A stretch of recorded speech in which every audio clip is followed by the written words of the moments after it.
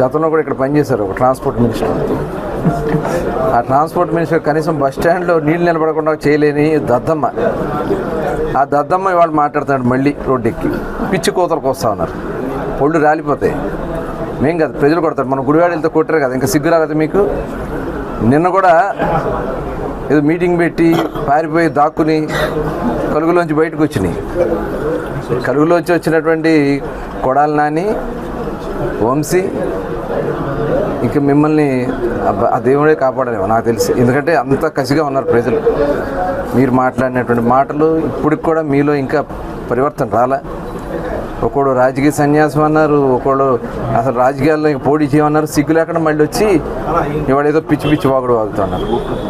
మీలో నిజంగా నీతి నిజాయితీ ఉంటే ఇవాళ ప్రజలు ఎందుకు తిరస్కరిస్తారు మీకు? ఘోరాతి ఘోరంగా మిమ్మల్ని ఓడికొట్టారే సిగ్గు లేకుండా. ఇంకా భారీ మెజార్టీలు ఇచ్చి జిల్లాలో ఇంకా సిగ్గు లేకుండా పిచ్చి పిచ్చి ప్రవర్తనలు పేలాపల్లో మాట్లాడుతున్నారు. మీకు అసలు ఏ అర్హత ఉంది? చంద్రబాబు నాయుడు గారి గురించి మాట్లాడే అర్హత మీకుందా? జగన్మోహన్ రెడ్డి చేసినటువంటి పాపాన్ని, వెంకటేశ్వర స్వామి లడ్డూకి సంబంధించినటువంటి నెయ్యిని కల్తీ చేసి హిందువుల కొవ్వుతో మరి నెయ్యిని కల్తీ చేసి ఆ నెయ్యిని లడ్డూ ప్రసాదంలో వాడి స్వామివారి కైంకర్యాల్లో వాడితే ఇంకా మీరు అతనితో ఉన్నారంటే ఇంకా ఇంతకంటే ఘోరం అయితే ఘోరం ఇంకోటి ఉండదు. నీచ రాజకీయాలు ఇంతకంటే ఇంత ఘోరం ఉండదు. ఇవాళ పవిత్ర ఆశయంతో పవన్ కళ్యాణ్ గారు ఇవాళ ఆయన కూడా ఈ రాష్ట్రం బాగుపడాలని పోటీ చేసి మీరు ఎన్ని అవమానాలు పెట్టినా, ఎన్ని బాధలు పెట్టినా, ఎన్ని రకాలుగా ఆయన్ని అనగదొక్కాలని ప్రయత్నం చేసినా ఇవాళ 21 స్థానాల్లో ఎమ్మెల్యేలు పెట్టుకుని గెలిపించుకున్నాడు ఆయన. ఇవాళ ఎక్కడన్నా తప్పిదాలు జరిగితే ఇమ్మీడియట్గా స్పందిస్తూ ఉన్నారు ఆయన.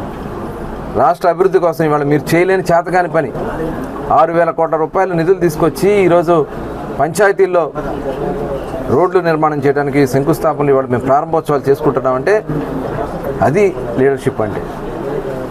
ఇవాళ మీరు ఆ నిధులు స్వాహా చేశాడు. మీ టైంలో ఏదైనా ఒక్క పని చేశారా మీరు? దాని గురించి మాట్లాడతారండి. చర్చకు రండి, జిల్లా చర్చకు మీకు దమ్ముందా? మగాళ్ళు అవుతారండి మీరు. జిల్లా జరిగినటువంటి చర్చ 5 సంవత్సరాల్లో, గత 5 సంవత్సరాల్లో, లేదా ఇప్పుడు మేము చేస్తున్నటువంటి కార్యక్రమాలు ఈ 3 నెలల్లో చర్చించడానికి మేము సిద్ధంగా ఉన్నాం. మీరు నిజంగా మగాళ్ళుగా పుట్టుంటే మొలతారు కట్టిన మగాళ్ళు అయితే రండి, దాని మీద మాట్లాడదాం. చంద్రబాబు నాయుడు గారి గురించి ఏకవచనంతో మాట్లాడతాం, పవన్ కళ్యాణ్ గారి గురించి మాట్లాడటం మేము ఆపగలుగుతాం, మేము కంట్రోల్ చేయగలుగుతాం. కానీ ప్రజల్లో తిరగబాటు వస్తే నిన్ను ఎవడో కాపాడలేరు. అది గుర్తుపెట్టుకోండి. గొడ్లోడు తీసి రోడ్ల మీద ఎడుస్తారు, అది గుర్తుపెట్టుకోండి.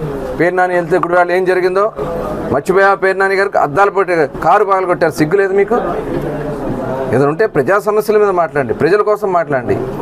మొన్న 10 రోజుల పాటు చంద్రబాబు నాయుడు గారు బస్సులోనే ఉండి వరదలు వస్తాయి, కృష్ణా జిల్లాకు వరదలు వస్తాయి, ఇవాళ అంత పెద్ద కార్యక్రమాలు చేసి ఇవాళ సాధారణ స్థితి తీసుకొచ్చి ఏ ఒక్కరన్నా మాకు అన్యాయం జరిగిందనే మాట రాకుండా ఇవాళ వరదల్లో కాపాడితే ఇవాళ ఆయన గురించి మీరు మాట్లాడతారా? ఈ జిల్లాని సర్వనాశనం చేసింది మీరు, ఈ జిల్లాని భ్రష్టు పట్టించింది మీరు. చేస్తాం, ఇప్పటి నుంచే ప్రోగ్రాం మొదలు పెడతాం.